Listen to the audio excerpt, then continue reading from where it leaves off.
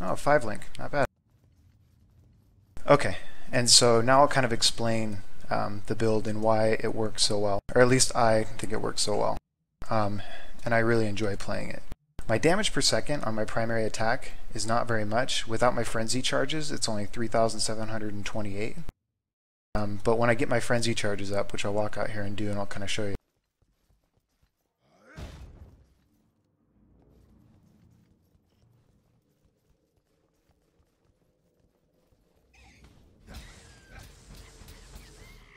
So with 5 frenzy charges, it goes up to almost 4,400.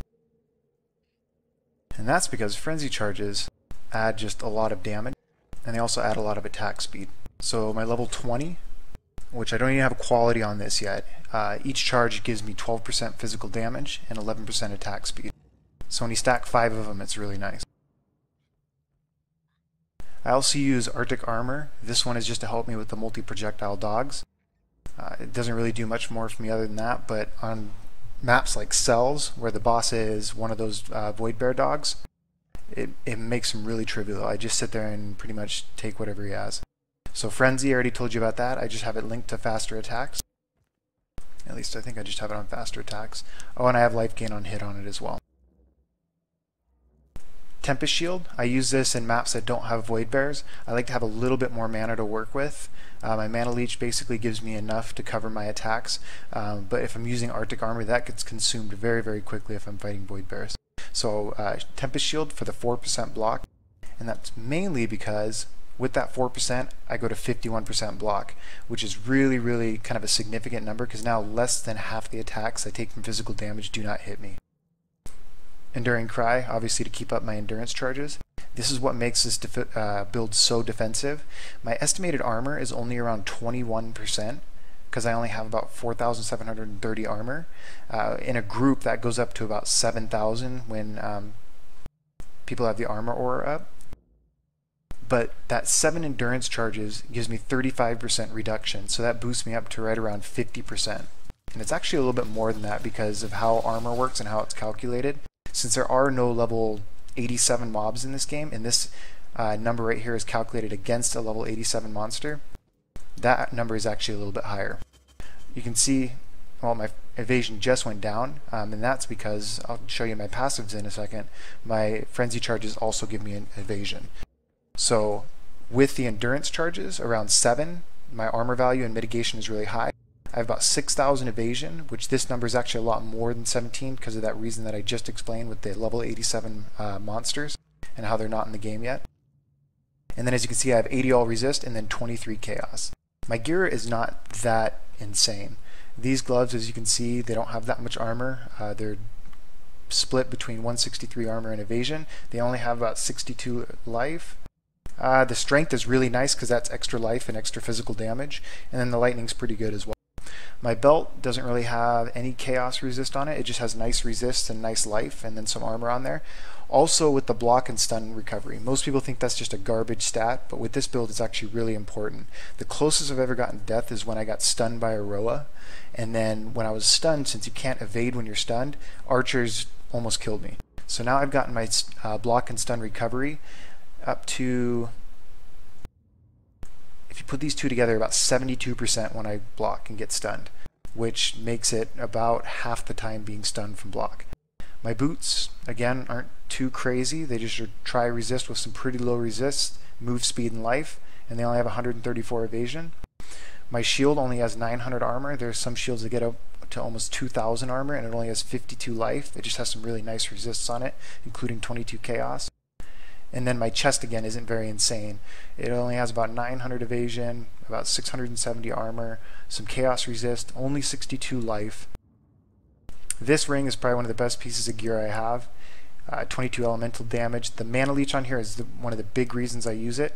It's also got very nice life resist, 11 all elements, and 15 cold plus the 30 cold plus 24 chaos. I use a perfect rolled comb sign. Comb Sign to me is the most effective melee ring in the game because it gives you that 1 endurance charge. Against an 8,000 damage hit, the equivalent armor on that is, I believe, right around, I I can't remember the calculation right now. I think it was about 2,300 armor on a ring. So this ring against Brutus actually has way more armor than my shield. And that's because of how the formula works for the 5% mitigation on larger hits. So this ring actually scales up and gains stats as the hits get bigger, which no other gear really does that. My helmet, again, isn't too crazy. 187, 187, 86 life, and really nothing more on that that's really notable, besides the chaos resist. This physical sword is actually pretty good. The DPS is probably right around 275, which is not a bad melee sword. It's still not that great. I bought this off a guy for 2 chaos the other day, and I think it's worth a lot more than that. But the nice thing about playing a physical build is that nobody really does physical damage right now, and so everybody thinks the gear is trash. Like, if I had a better Onyx amulet, one with say 15 to 30 physical damage on there, it doesn't seem like very much, and most people think that's just trash and they'll vendor it. But if you look at my strength, I have 451 strength, which is really pretty high.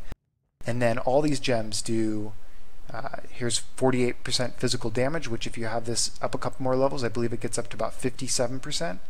And then you add this, if you have a quality multi-strike, gets up to 67%.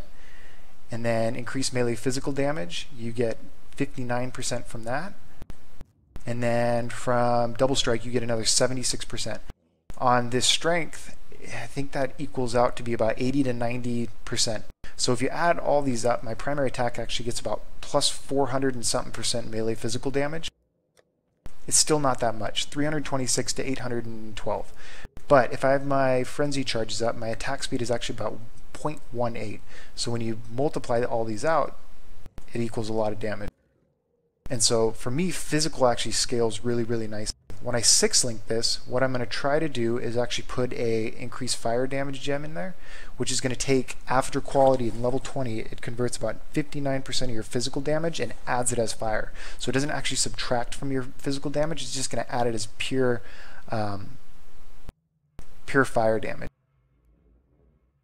And so now I'm actually going to go into my passive tree. So it started off with the Duelist, and I traveled down here, got Master Arena, which is pretty standard. I actually picked up Mana Flows in the very beginning because mana recovery and actually play with mana in this is pretty important. And without that mana leech, especially a quality mana leech, it's pretty tough to keep up your mana without going through a lot of potions. I went up to Leather and Steel for that awesome ignores all movement penalties. And then I started traveling down. I grabbed the really, really nice block node here that gives you 6%. They buffed that with the Duelist patch. This is just kind of on the way down to get Golem's Blood. And then I went down this way instead of going through here because you can pick up Diamond Skin down here, and it also saves you a couple nodes instead of traveling either through here to get over here or through here. You just go down through here. I picked up the maximum frenzy charge and the increased duration, and then I picked up these life nodes, and then I picked up this really, really nice life node right here. What I did after that is I just tried to travel as quickly as I could over to the Marauder tree. I went down and picked up Berserking, and then I traveled this path over through here, picked up these 12% life nodes. I actually did have Lava Lash for a while, and I'm going to pick this up again later once I do that added fire damage gem. I went over here and I picked up these block nodes. I also picked up this increased block recovery because, like I said, that block recovery is really important when you have really, really high block. I traveled up through here, picked up a second diamond node, went through here, picked up all these lives, and then ended right there. What I did after that, and this whole traveling part, it's really a struggle in the middle of the game when you're getting these levels right here, because for all this traveling you don't really pick up that much. This build struggles quite a lot in mid-game until you actually start getting toward end game, and then it gets really, really powerful. And so after that I traveled over, I picked up arrow dodging. To me is the most powerful defensive node in the game. There's really no downside to it, and if you use evasion on this is doubled.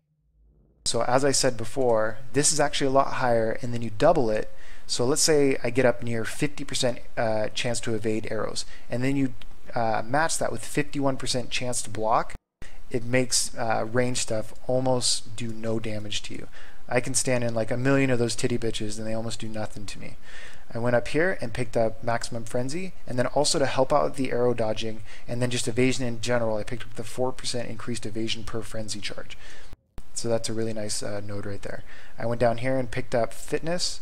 I came through here, picked up some extra life ones. These ones I recently got, like level 84 through 87. So more defense with the shield, and then more life right there. The other things I picked up was another endurance charges. Like I said, I'm just obsessed with endurance charges. I think they're just incredibly powerful. I went and picked up elemental adaptation to get those resists, and then I picked up resolute technique. This nearly like increases your DPS by about 30%. I don't care about crits because I don't do any type of elemental stuff, and at the moment in the game with physical, there's no real bonus to crits. They said they might change that in the future, and I will maybe debate taking this off if I get some additional accuracy later. I'd recently started traveling up here, and I think I'm going to probably end my build traveling up here.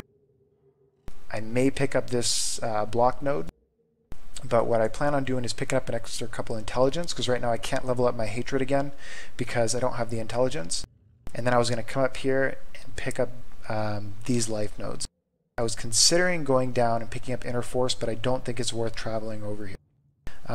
There's still maybe some other things I'll change to the build. I may go down here and pick up this elemental weapon damage when I add the fire, because I think if I pick up the 30% fire damage and then also pick up 50% elemental damage, it's going to add a lot of DPS to my build. What I'm really trying to do is split my damage between physical and elemental. Right now it's kind of 80-20, maybe 70-30, and that really helps with the reflect mobs. As I was saying earlier, reflect doesn't really do much to me because these are really weak hits when you look at them. When you apply this to my endurance charges and my armor on reflect, it does nearly no damage. So even on physical reflect maps with physical reflect packs, I still don't really do anything to myself. Lightning Thorns really sucks, and it's kind of just one thing that a lot of people are dealing with now that they've changed it over to range. And one way I combat that is I always have a Topaz Flask on. If it's a regen map, I kind of dump the Topaz Flask to pick up 2 mana pots, just because that helps me keep up my mana. But otherwise, I keep that on me just in case I run into Lightning Thorns. So as you can see, this build doesn't do a ton of burst damage, but it's not bad. Like, I can still kill stuff and clear maps pretty quickly. I believe in traveling light. Too full.